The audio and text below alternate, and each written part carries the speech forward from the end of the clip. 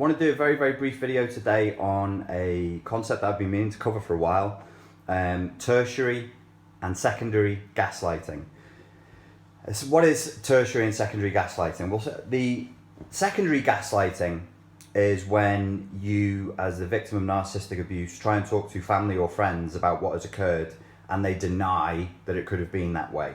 Or they'll tell you, no, the person doing it to you, I know them, they would never do that. They're a lovely person, so that can't be happening, you must have made it up. It's not intentional gaslighting, but the effect is it loosens your grip on the objective reality of the situation, and it loosens your grip on the capacity to call abuse and actually say, hey, something went wrong here. That's secondary gaslighting. It's unintentional. Tertiary gaslighting is when you actually go and get professional help, and that professional, therapist, counselor, or life coach, they then run the same game. They then say, are you sure this is something that really happened? Are you sure this isn't all inside of your head? Are you sure this isn't just your perception of what happened and not what really happened? Or they'll say to you, patronizingly, well, we can't talk about what really happened. We can only talk about your perception of what happened. Which is like, well, what the fuck does that mean? Are you saying that my perception is faulty?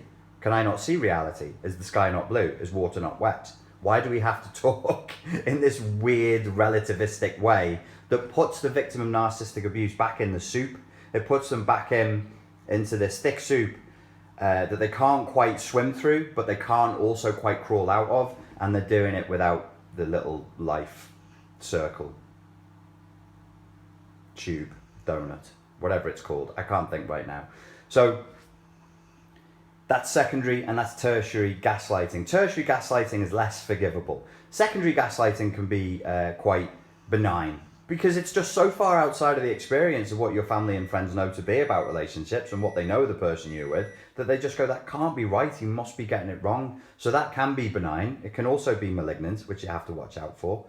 But tertiary gaslighting is coming from a professional. It's less forgivable. It's no longer going to be a thing that I say that it's okay for counselors and psychotherapists to not really know about narcissistic abuse. For fuck's sake, if there was a major fault on a phone, I'm using that as an example because it's something I saw in the news. There's a phone that's out right now.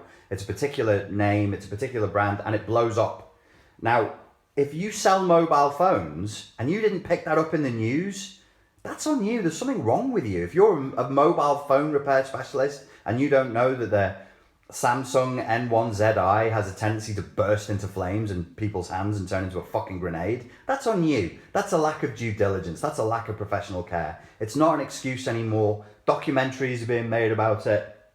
Every other news article you read that is discussing either or is critiquing Donald Trump or Hillary Clinton is talking about both of them and their rampant malignant narcissistic personality disorders. There's no way coaches and counselors and psychotherapists can claim, psychotherapists certainly could never claim to have not known about it. It's not an acceptable excuse. That's tertiary gaslighting. Everybody should know about this.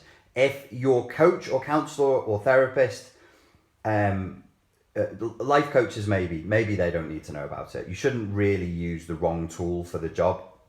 Life coaches probably shouldn't really, you can't blame them for not knowing about personality disorders. Therapists and counselors, hell yes, they should know.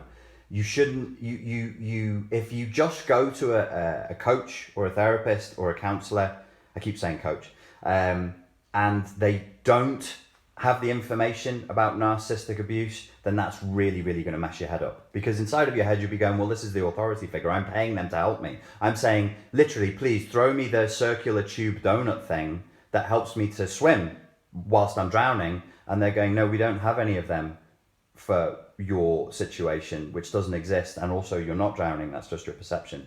You see what I'm saying? Really, really screws people up. Can make them very, very sick, very, very distressed. And they can start to get physical symptoms from it as well. Okay, that's secondary and tertiary gaslighting. Hope you enjoyed it. Thank you very much for your time and your attention. And I look forward to speaking to you all soon.